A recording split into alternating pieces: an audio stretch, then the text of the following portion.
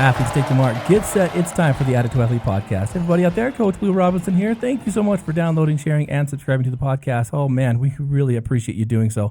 And if it's not too much trouble, we'd love to have you jump on whatever platform you're listening to this on and leave us a review. It helps get that podcast out just a little bit further each time, and it kind of helps us connect with you, the listener. So thanks so much for all that you're doing for this podcast. Hey, as always, in the studio today, we've got our athletic director, Marissa. She's gonna cohort with me today. Happy to be here. Awesome. But you know what? As we're approaching the Christmas season, we want to let you guys know how strong and how happy and how good our Project ELF has been. We are so thankful for everyone that's donated and given to this charity. We've really pushed the limits this year, and I want to thank everybody who stepped up in the last minute to take some of these families that truly need the help. So thank you all so much. Yeah, we couldn't do it without our sponsors, donors, and volunteers. And we have our wrapping day coming up this week. We're really excited to meet some of the parents, help them wrap their gifts, and send them home for a Merry Christmas. Absolutely. So those of you who have contributed and volunteered your time and your finances, I want you to pay particular attention to that feeling on Christmas Day, because somewhere out there you're benefiting the life of a kid that truly deserves it. Absolutely. So thank you so much for that. As always, jump on our website, addicttoathlete.org. You'll find all kinds of resources, material, backlog podcasts, our online recovery coach training. Everything that you want to know about Team Addict to Athlete can be found on addicttoathlete.org. Well, Marissa, today we're going to jump into an interesting topic, one that has a lot of arms and offshoots and exits and on-ramps. And we're going to kind of scratch the surface of this because it seems to be one of the, I would say, the key factor in addiction in and of itself. Now, you've heard my theory on addiction. It's kind of an interesting one. I learned about this kind of concepts, but I kind of started thinking there's got to be more to it. I started noticing these trends that 9 out of 10 people that I've found have addiction issues have some kind of pain related to it. It started from something that hurts, that was uncomfortable, that wasn't good, and it ended up, with a little bit of time, manifesting into a drug of choice and an addiction. Yeah. That one person, though, that we know out there that can go and have the experience, experiment, try, move on, no big deal. But more often than not, what I've noticed is that most people's addictions are born from pain. Have you noticed that yourself? Oh, yeah. And it's kind of finally coming to fruition in other treatments as they finally start talking about how it's a lot of addiction comes from trauma. It comes from, something that happened that, like you're saying, it just hurt. And how do they find ways to help? Yeah, well, I've always loved the commercials back in the day with about just say no campaigns and stuff. And the best thing about that was it was talking about the behavior of using. It didn't really get into the reasons of using. No, and never touched it. Yeah, there's a cyclic kind of issue that happens. I remember, Max over here, our producer, was showing this video. He's putting together some clips for a new opening. And it was the classic, where did you learn to do this? And he says, I learned it from you, all right? And it was like this cyclic kind of addiction and abuse going on. Yeah. And I got thinking a little bit about that, even way back then, about how true that is. Yeah. The cycle of addiction is never broken until you make a conscious effort to do it. Mm-hmm. And so that pain could have started years ago, even before you were born, and you became the lucky recipient of that continued trauma and pain through family systems. And it can also happen, like we've discussed before, through just pregnancy and in utero and, the emotions and things that the mother is going through. Yeah. So as we kind of take a dive into pain and what it means, we got to understand what it is. Pain is the need it's a sensation in the body that lets us know that something needs to be taken care of. It's an important signal that we need to have. When we sense pain, we pay attention to it, probably more profound than anything else, because we want it to stop immediately. Suffering, discomfort, absolutely. Mm-hmm. And pain may prevent us from injuring the body or even more. And so, like a sprained ankle, it's like, ooh, that hurts. I should probably slow down or maybe stop because you don't want to break your ankle. But this also happens with trauma. And the physical pain and the emotional pain register in the same areas in the brain, which is kind of an interesting thing because we can be physically hurt and we can be emotionally hurt. And both of these cause pain. Absolutely. So you start looking at this and you start thinking, all right, well, should you be taking opiates to cover physical pain? Well, severity, absolutely. Mm-hmm. But what happens more often than not is that when that physical pain subsides, that's where you start realizing, well, this actually did kind of take care of a lot of the emotional pain or the spiritual pain and or the mental pain. Often people have that happen and don't even recognize that's what it's doing. They just recognize how much better they feel. And usually that is better emotionally. And so they're like, wow, I really like that. Absolutely. So all of you out there have experienced this in one way, shape, or form. I mean, everyone's had a toothache or stubbed their toe or pulled a muscle or woke up with a cranked neck, Broken right? a bone. Absolutely. And pain is, again, it's this simple like signal that shows you that there's something wrong. So, like for instance, if you're skiing and you're just cruising down, the slopes here in Utah, because we're getting a lot of good snow up there, and you do some kind of wacky turn and smack into a tree, break your leg. Ski patrol goes up there to give you the shot of the opiates, and you're like, man, thank you, that flipping hurt, right? Yeah. First of all, when people get hurt, I've read these in stories and I've heard this on TV and all kinds of stuff. When someone gets injured, a lot of times they don't realize they're injured as bad. Yeah. You know why? Endorphins. It's called shock. Yep. Our body produces those chemicals to help us not have to feel really the intensity of it. Years ago, and I'm glad I've never found this video again, and I've never even tried, but years ago I saw this video, and I think it was during a traffic school issue with tickets I used to have back in the day, right? Like our daughter Savannah does quite frequently now.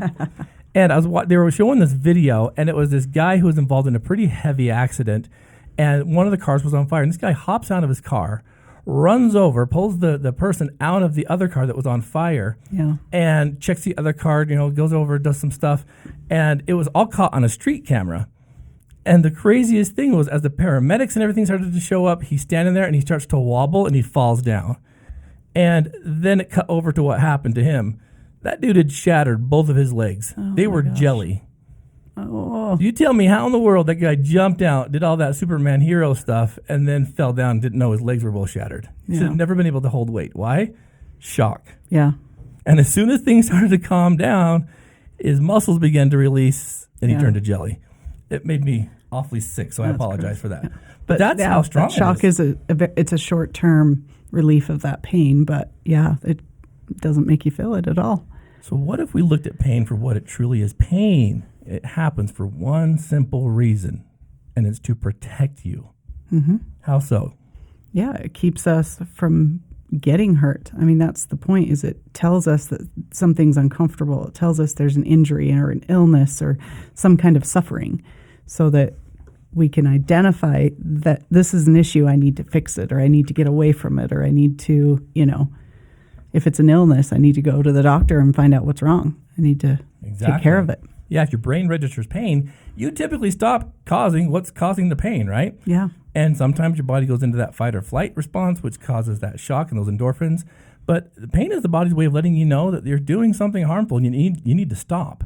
The problem with this is substance use takes away that ability to understand or even comprehend the pain in and of itself, right? Yeah. So being able to identify, those signals. Yeah. So, we're going to kind of interchange some of this with pain of the body and pain of the mind, because pain of the mind kind of starts having those emotional roadblocks and whatnot. But pain starts at the source of an injury, okay?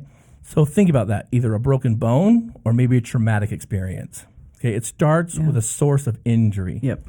And this is why I think so many times we look at the medical model and why it works so well sometimes with addiction is because we can pinpoint where the trauma comes. But emotional and physical are still very different. Yeah. Right? So as we start looking at this, we start looking at, okay, well, it's the chemicals in the brain that starts to kind of send these signals down. And the symptoms are different too. Yeah. So often that's, I think, why people don't recognize it.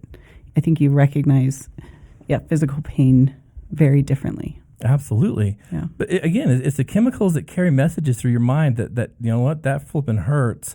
We need to stop it. So you take an opiate, for instance, right? You take an opiate, and it blocks the pain receptors. And if you do a micro kind of like zooming in of the brain, and you get down into the actual neurons, these molecules go in, and they're off just enough, but they still are like a skeleton key that open up that transmission system, so to speak, right? The message gets through, even though it's not a direct match. That shock, that molecule, right? It goes right through and opens up, no sweat. But synthetic, they're not quite there, but they're good enough to open it up, if that makes sense. Yeah, that makes sense. And as a result, because it's not a full match, that's why you start feeling the euphoria. It's kind of like that good feeling, right? That calm feeling. It's because of that. It's a match, but not quite. It's kind of like lying to your brain. And people used to get all kinds of mad at me when I would say this. And because any outside chemical that you put into your body, it manipulates your mind enough to feel a certain way, but is it real? No. It's manufactured. Absolutely. So. And people get upset with that sometimes. We're like, oh, what about my spiritual journeys and all this? Well, it's true. I mean, we just watched a little documentary on psychedelics, which was kind of interesting. Yeah. And it's medical use that they're finding. And I'm kind of blown away because I'm like, yeah, I could totally see how that would expand that emotional intelligence to a degree. You come in contact and in play with some pretty interesting things. But the interesting factor behind that is, although it's still an awakening in awareness, it's still manufactured. You know, it's not saying that the results of it can't be real. Yeah. But the feeling in and of itself is an interesting dynamic. Yeah. So when we do these kind of things, we introduce these outside toxins or what have you into the brain, it does its job. It takes away the pain.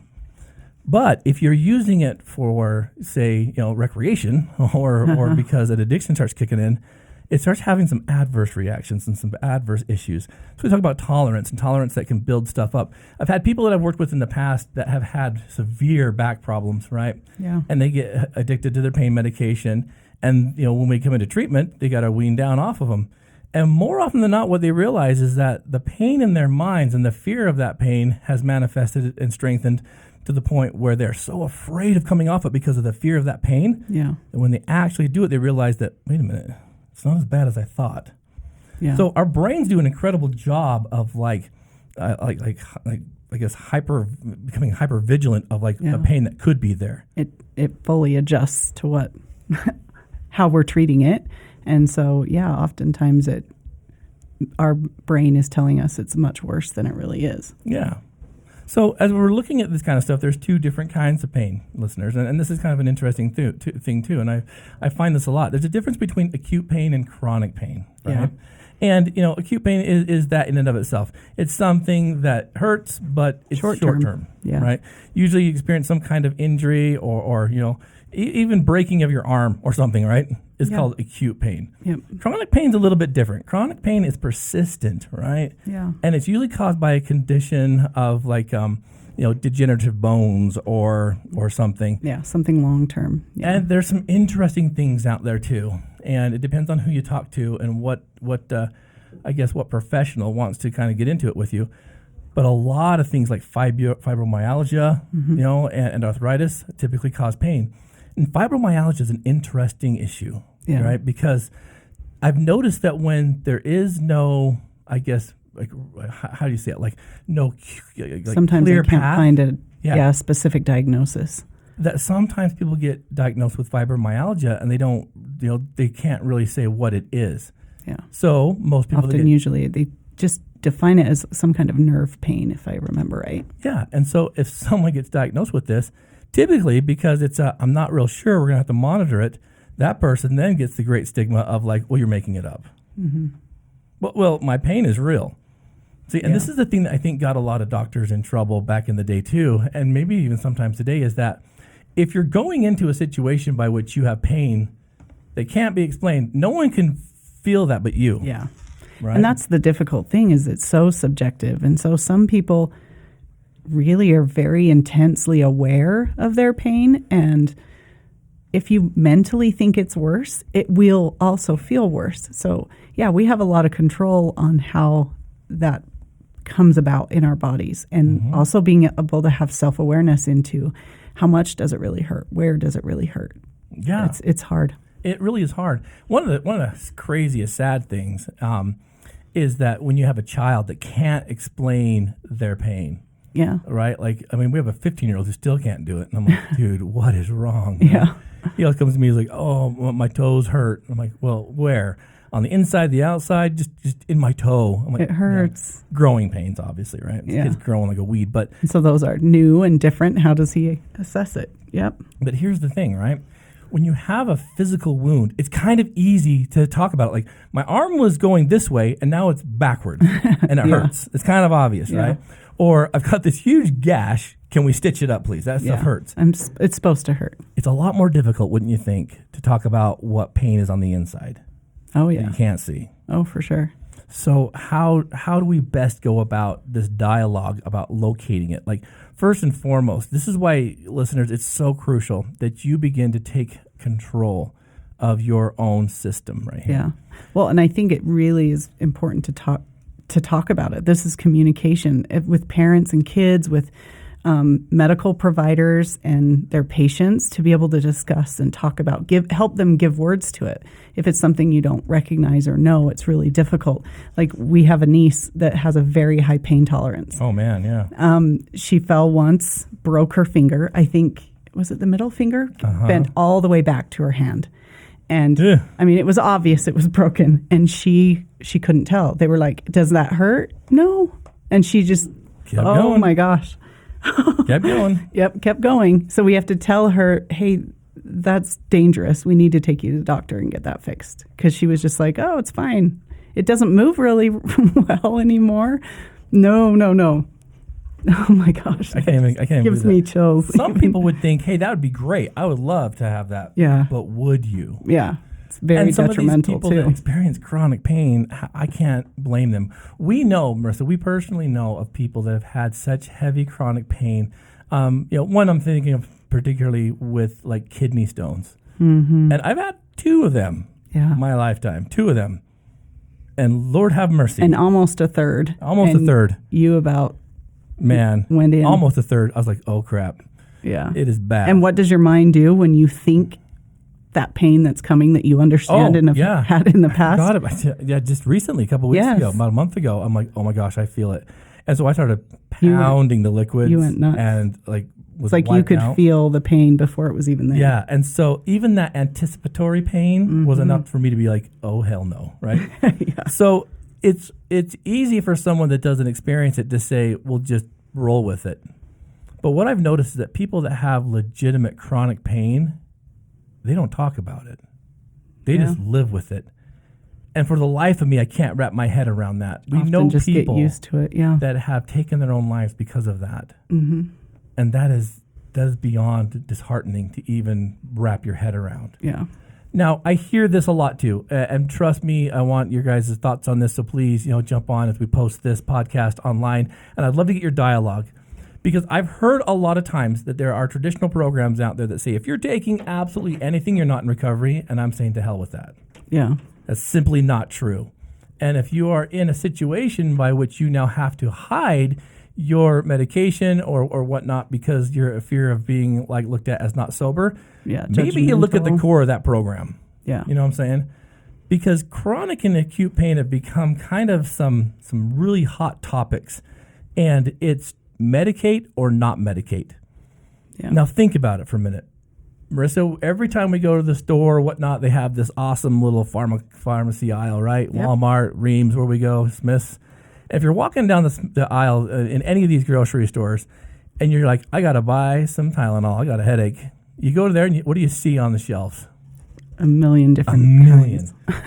My favorite is that they have normal Tylenol and they have extra strength and extreme relief, right? Yep. Which one do you think most people go for, other than you because you're frugal? The highest one. Of course. Why? Because if it says extra strength or extreme, it's going to help faster or better or stronger, right? Yeah, I want it gone absolutely now. So I'm going to pay a few extra dollars for the extreme Excedrin or Tylenol than I will for like some mangy normal stuff. When you turn around and look at the back label, what is it? It's usually the same thing. The exact same thing, 100%. But see, our minds look at it as, I want pain gone now. Yep. So when you look at chronic and acute pain, you start understanding like some concepts to this.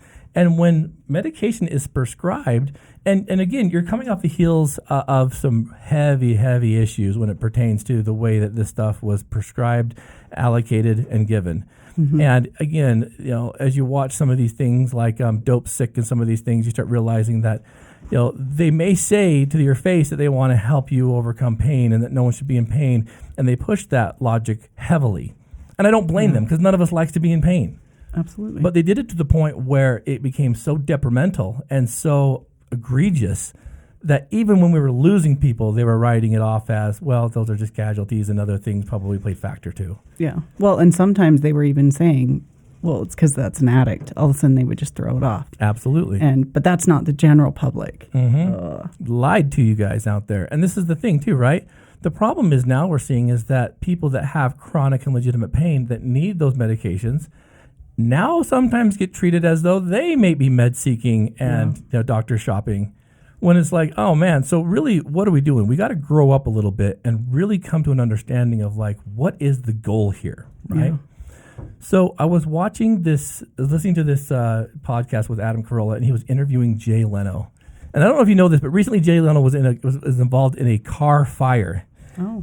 Jay Leno is a very huge car enthusiast. Yeah. The guy has like thousands of cars. Yeah. And he's got this old steam one, right? And he was telling Adam that when he was under the car and he needed to blow air through the fuel system, and it has a legit, since it's this old, it's like from the 1900s, it had an open pilot light, right? Mm-hmm. They blow the fuel through the line. Jay's underneath it. The fuel sprays him in the face, and a second later, he's engulfed in fire. So they pull him out. They'll tackle him, get him out. He stands up, and he's got burns, and he's like, hey, I think I'm okay. Yeah. And the guy's like, I don't think you're okay. I think we should call the ambulance. No, I think I'm all right. Oh, my gosh. And so a couple minutes later, about 30, 40 minutes later, they call they do call the paramedics. They arrive. Jay's like, oh, it's okay. I'll drive myself. Homeboy's burnt all over his face and hands. Drives himself to the hospital. They're like, ooh, you need to go to a burn clinic. He's like, well, how about I come home back tomorrow? Because today I've got to go and do this and this. And they're like, hey, you can't. You're burned. He's like, well, I got to go home and tell my wife. I don't want her to freak out. So he goes home, spends the night, face completely burned. And he's like, I kind of woke up the next day and my face was stuck to the pillow. And I'm like, stop. But I'm like, how? Okay, Jay. Like, and Adam kept asking him, like, how do you do that? Like, he's like, yeah, it hurt. But like, it's going to hurt. I got burned. But I'm like, how in the world? Wow. And then he said, and you should see, Marissa, this happened about 2 weeks ago. The photo that he had for his podcast that came out on Friday, completely fine. Wow. Completely fine. He went to the hospital, spent a few days in the hyperbaric chamber, all that kind of stuff. And he said, how do you feel? He's like, I feel fine. He's like, I feel great. And he said, well, what was the pain like? He said, well, pain was pain. And I knew that something was wrong, but each day I could feel it getting better. And he didn't. He took zero medication to get there. Wow. No pain medication. I love that he even looked at it, though, as like, I know this is going to hurt. And just expect it. I can deal with it. Now, I mean, that's a little more extreme than I would say. But, I mean, how many of us do that? We look at it like, this is going to hurt, and I need to feel it, and that's okay. Yeah. Holy cow. Well, and Adam asked him a little bit about that, too. And he's like, look, if it would, he's like, I know myself, and I know that if and when it could have reached to a certain point, I would have said, hey, can we tone this down a bit? He said, but to me, it was always just kind of riding that edge. And obviously, Jay doesn't suffer from any kind of addictions. But it was, except for buying cars, I guess, right? Yeah. But the craziest thing about that was, I love the fact that he knew himself well enough to, like, not. And I've heard of my athletes and clients that have done that same thing, but I also have to teach them there becomes a point by which if you don't take care of the pain, you end up like Tom Hanks on the island knocking your tooth out with an ice skate, right? Yep. And so, like, you have to be able to manage and find that happy medium of when do you need help, when do you need medication, and being able to know yourself, it's really hard. It is. And I don't think in that kind of stuff, especially in addiction, we focus that much on ourselves. Yeah. Self-awareness, I've said, is such a key. Why do you think so many people in addiction kind of like put that way in the back of a list of items to become mindful of, is that self-awareness that something's wrong? Well, I think they lose the ability to even trust themselves and their own body-mind signals because they have manufactured so much of that through substance use. Like, how do you assess that correctly? That you stop being able to identify it, like you have lied to yourself over and over so much by giving it different substances and having your body be able to feel something, not feel something. You could control the feelings, the emotions, the pain senses that you have, that when you take that all away, how do you assess that yourself? Right. How do you learn to trust yourself again and be able to start reading yourself again? I think you're right. I think some of that internal pain that may be hard to describe is probably even more difficult to pinpoint. Mm-hmm. Does that make sense? Again, if you have a physical injury, it's going to be obvious. Yeah. But if you have, well, it may not be obvious. I've seen people too. I was watching this little police interrogation. I do a lot of these kind of weird things I'm watching. And then one kid had gotten shot in the head. He was 18 years old, got shot in the head. And the cops come in, arrested him, take him in there for interrogation because someone died. And the kid's like, I don't think I shot anybody. They're like, well, did you or didn't you? Oh, I've seen that one. And after about 30 because minutes. his girlfriend was killed. Yeah, and they assumed it was he him. had killed her. Oh my gosh. And after about 30, 45 minutes. Oh, it was longer than that. It was a long time. Oh my gosh. He's like, are you okay? He's like, my head really, really hurts. He'd been saying that the whole time. The cop finally gets up and looks at him and he sees a bullet wound in his head. It went right in underneath his eye. But it was so little that they just thought it was blood spatter from the girlfriend because he had shot and killed her. Oh, man. But he had been shot. He himself had been shot. Oh, so, I mean, your body does some interesting things, but it's easier to point out the outside physical stuff than it is the inside emotional stuff. So then, when you stop using, it is almost a guarantee that you will begin to feel that again in one way, shape, or form. Because just like if you haven't taken care of an open wound, right, and you've been using to avoid it. I just saw a video, too, that Brock down in Arizona sent me about a guy who has a leg that is completely, ready to be amputated. And this guy's using street drugs to take care of the pain because he's trying to save his leg. He doesn't want his leg to get amputated. I'm like, dude, it's gone. It's going to kill you. Mm-hmm. And so medication, taking it, all these abuse, taking it to try and avoid this pain. When you stop taking a substance, you're going to start feeling what caused it. Yeah. Does that make sense? And oftentimes those feelings are going to be way more intense than they would have been the first time. Because it comes rushing back in all together at once. And it's multiple emotions at once. So it's not only fear, anxiety, sadness, anger. All of that together is, catastrophic. It's a recipe for catastrophe. Yeah, absolutely. which is why many people often relapse so early into recovery. So this is why a lot of times, this is where you start getting faced with a decision. Should I stay or should I go, right? Yeah. And what I mean is, should I stay and try and do this alone? Should I try and rally some support? Should I start hitting the meetings? Should I start looking for a therapist? Or should I go? Should I invest in a medical detox, in a therapeutic treatment program? Mm-hmm.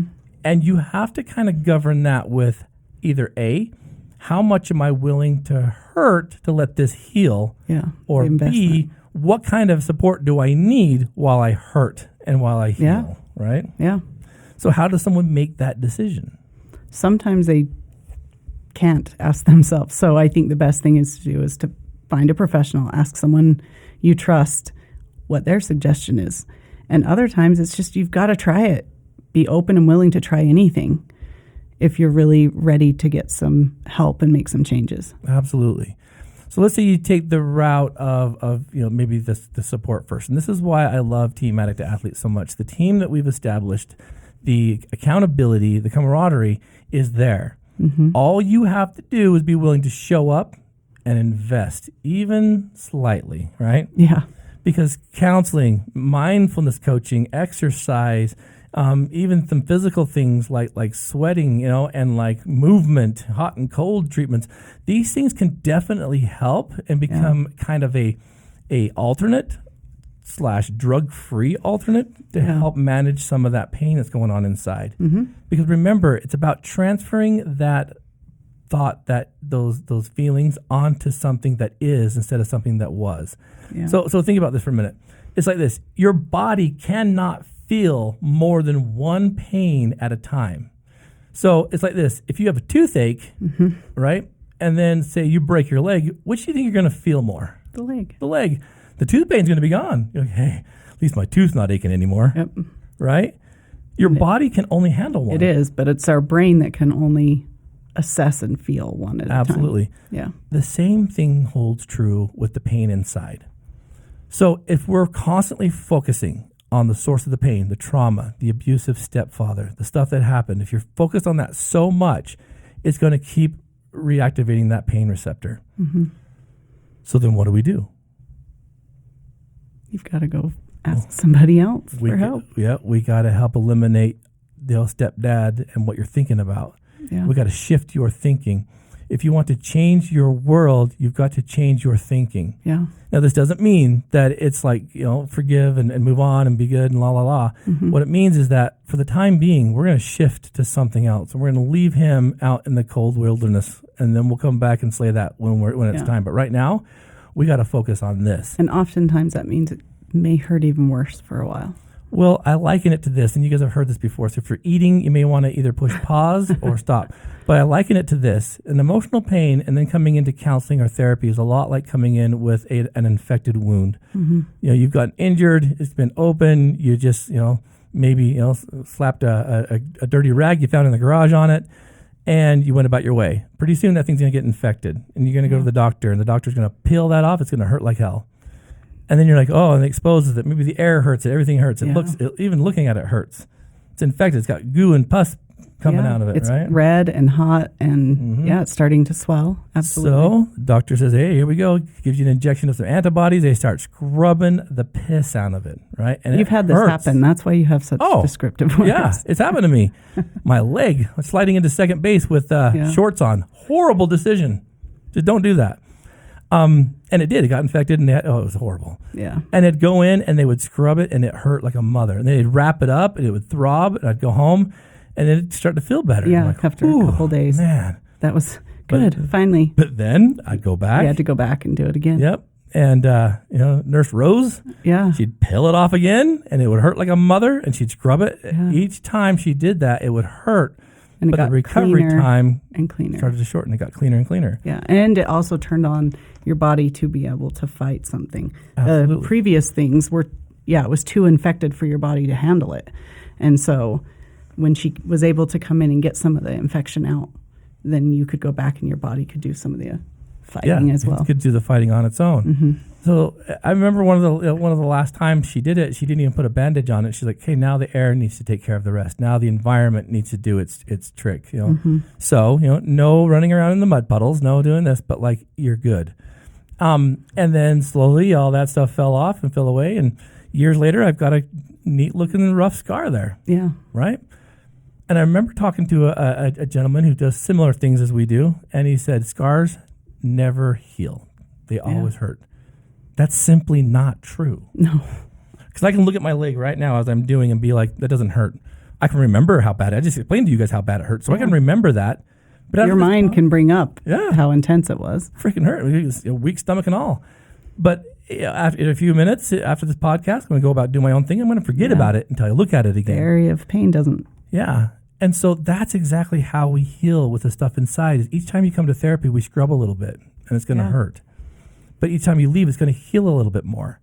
So if you go to therapy and you're not getting down to the source code of what's causing the pain, and the therapist is doing more talking than you're not going to heal. Yeah. There may be some times that, if you're going to a therapist and you feel good every time you leave, maybe you need to reassess. So we plug in the Price is Right music. Dun, dun, dun, dun. Yeah. I remember when you first started therapy, we've talked about this years and years ago. You went every single week for like 9 months or more, and you would come back to work because it was like the only time you could do it was during your lunch hour, red eyes, trying to turn on the AC and get your eyes to like stop being puffy as you were here. Yeah. driving back to go clock back into work, and it wasn't a happy thing every time. No, it wasn't. It wasn't. And in fact, it's kind of funny, when we were done with counseling, I never looked back at the therapist, but all these years later, I'd like to thank him because he did open my eyes to some of that stuff, and it healed. Yeah. And it healed so much that when I was reintroduced to some of the people that caused the pain, I felt strong and empowered, and they never could hurt me again. Yeah. Does that make sense? Yeah. But it seems like what happened last week, even this emotional stuff, listeners, like even last week, I got kind of caught up in a situation where I was talking with a young man who has a devastating story, and one that I was fairly familiar with, just didn't know the other side. I didn't know the side B of the record. Yeah. And when he told me this kind of stuff, it literally started to wound me inside, and I started to feel like that heavy stuff. And it took me about 2 days to rebound from that. And it was crazy because I'd start bawling. Mm-hmm. Just like now, I'm like getting all emotional just thinking about it because I'm like, what he went through is incredible and sad So awful. and painful. Mm-hmm. But that he had a willingness to even open up that wound a little bit to let some of that light in. I think that our wounds are what allow the light to heal to kind of come in, right? Yeah. And so if we have all that stuff trapped in there, we won't heal. But it would have been great to go home and have a drink and forget about that kind of stuff. But I didn't. I had to do it my way. Yeah. Which made it easier for me to understand what needs to happen. Yeah. So counseling, right? Coaching, these behavioral issues that kind of push us away from dealing with the emotional stuff is what we want to really stay away from. So things like relaxation, putting your priority list in line. These are the kind of things we have to do. So even though we're saying, hey, what caused the pain, if stepdad, what have you, we're going to put him out in the field. We're going to put him out there in outer darkness for a little while. Yeah. We're going to focus on this so that you can gain the strength and to heal enough to go back and slay do the that. next thing. Mm-hmm. Yeah. And slaying that is about you coming to understanding that you deserved better, that you have the power and the authority now to move forward and to let that stuff go and to allow yourself to heal. Yeah. But there's this creepy little thing in there that has to do with secondary gain.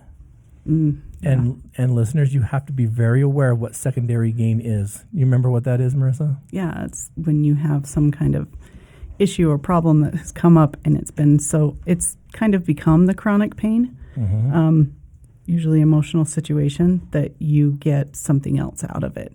So not only feeling the pain, but when it's time to heal or to have treatment for it, it's too difficult because you're also a little too scared to let go of that pain. Yep. This is why I don't like or allow the athletes to identify themselves as addicts. Mm-hmm. They can put it in there as part of who they are, but it's not who they are. There's so much more than that because calling yourself an addict is a secondary gain for you to screw up and everyone to understand why. Yeah. It's like, well, I know he's going to screw up. He's an addict. Baloney. You know what? Backup excuse. Yep. Sobriety lost its purpose. Let's get him back on his feet. But when we look at you, once an addict, always an addict, that is a continued traumatic experience that you'll never be able to rebound from. Yeah.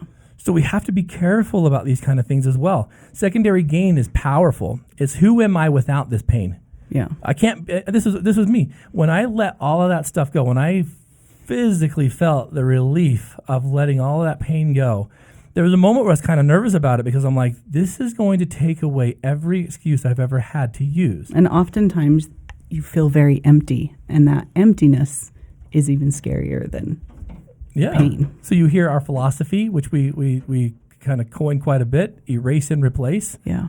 Okay, that doesn't mean like erase it and just leave it there. You have to replace it with things of greater value. Yeah. I replaced all that with you, with school, with career. And it's not forgetting it. No. But it's finding something better to feel that. Absolutely. It's erasing and replacing it. So the secondary gain can put you and leave you in the victim mentality, which always feels good at the beginning because you get time and attention and concern and investments. And what you find out that is without the constant trauma, I'm never going to be able to have this kind of attention. Mm-hmm. And that is a bad mindset as well, isn't it? Oh, yeah. Because you will have attention again, and it will be different. And I can promise you it will be better. But oftentimes you're so used to that style and that type of attention, it's too hard to let go of because that's what you're used to. And you know that you got love from people that, and empathy and understanding from friends, or like checking in and how are you doing? Well, guess what? That will still happen. It may be different, and it may even be different friends that check in, but you've got to be able to be open to finding that new self. 100%. We both know of a couple on in our social media outlets that have something every day. Mm-hmm. And it's the craziest thing. This person will post and be like, this happened, and now the next day this happened, and now the next day like this, and this happened, and and it's like, or those cryptic posters that it's like they just posting something to get people to go, what's wrong? How can I help? Like they take a picture of themselves in like the hospital booty feet socks, and then just leave it. Say, here we go again. Right? What? Yeah. You know why they do that? Yeah. Because how good does it feel when all these people come out of the woodwork and they're like, response. Are you okay? Oh, I'm fine. Just miserable. What's going on? I'll tell you later. Don't do that. Yeah. Don't do that. Like, get to the source of it. And if you can create the attention for something positive, you'll feel stronger because of it. And that attention's going to be even better. Absolutely. I promise. So, there's a lot of different modalities to that, and there's a lot of different things you need to be aware of when it comes to pain. If you're dealing with the emotional pain, you've got to reach out. We have coaches and team captains and even therapy available for those kind of things. If it's physical pain, find a doctor that understands your history. Yeah. We're noticing now that more doctors are being more aware that some of the addicted precursors are found and discovered in your past as well. Yeah. So, before Hopefully prescribing medication. Asking those deeper questions, not just about the physical issues, but about the emotional. What is life like at home? What are your current stressors? Because it paints a holistic picture of what's really going on with a patient. Absolutely. So even if you're going into your general practitioner because you need a refill on your heartburn medication, there should be some dialogue about like, how are things going, right? Mm-hmm. Because, trauma and that kind of emotional turbulence, it stores in your body somewhere. And you're carrying it somewhere. You can get heartburn from stress. Not just duly noted. From something else. Absolutely. So there's a lot to this. And so what we're hoping to do is to start opening up some lines of communication that everybody hurts, that pain is an indicator that something's amiss, and that it doesn't make you weak if you need to ask for some kind of help, whether it's physical intervention or emotional intervention. That's what the hope is. And sometimes it's just needing to feel it. Maybe it means to cry. Maybe it means that you need to scream and yell and go break something, but you allow yourself to be able to feel it, and you will be able to get through it much quicker. And men, you're all suspect because you hold this in and hide this more than anyone.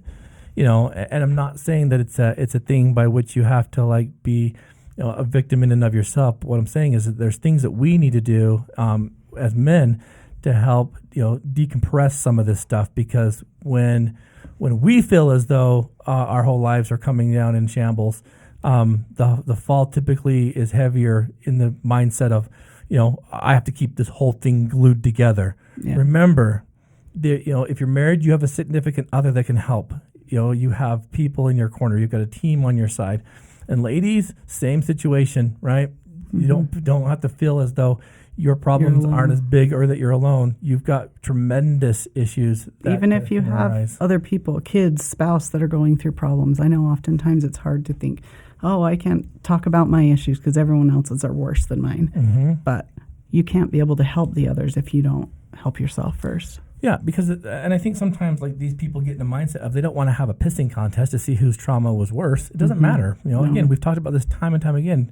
Pain is pain. Yeah. It doesn't matter if it comes from a broken leg or the grief of losing a loved one. Yeah. It still hurts. Absolutely. And it affects the same place in the mind. So, no one's pain is greater or lesser than the other, right? It's how you're going to be able to learn from it. And that's the beautiful thing, as we'll kind of wrap this up, is that, pain and healing also give a vast amount of knowledge, right? Like, we have learned through experience to not fill in the blank, right? Yeah. I mean, do not drink massive amounts of caffeinated beverages with no water intake. Why? Kidney stones, right? We've learned, don't touch the hot stove. Yeah. So, there's those things that we do and that we have to be mindful of, but it comes with knowledge, and that's education. Really what it's about, correct? Oh, yeah, education. You've got to be able to do that and be able to have experiences and sit back and evaluate them and assess them and, teach yourself. And, okay, I need to be aware of this next time. I need to be more aware of this. Doesn't mean you're a failure because you messed up and slipped again. It's how can I assess it and do something different next time? Absolutely. So, listeners, I hope that helps a little bit, kind of shed some light on where and why and how these things can get on a hand and how they can manifest in certain ways. Trust me, we've just barely scratched the surface. So if you have any additional thoughts or questions, please reach out. All of our information can be found on addicttoathlete.org. You can reach me at blueblu@addicttoathlete.org, Marissa at addicttoathlete.org. Yeah. Shoot, even Jed at addicttoathlete.org. Although Jed's usually in tune enough that he'll probably call you before you call him. That's what I've noticed. Very true. Keep an eye on our calendars of events. This upcoming Saturday, we have an amazing event for an amazing athlete and coach, Judy Barricall, who is going through some cancer treatment. If you can donate to her and for her cause, you can find links on the website. We're trying to help her, cover some of her medical expenses and transportation costs as she has to drive hundreds of miles down south of Utah to come up here to the Salt Lake City area for treatment. And we love her so much and just want to support her. So Judy, we look forward to this coming Saturday where we're doing an event for her to raise money for all that. And we look forward to rubbing shoulders with her. And our thoughts and prayers are absolutely, coming your way and have been. So athletes, again, thank you so much for joining us today. Continue to share this podcast. Reach out if you need, and continue to please turn your mess into a message.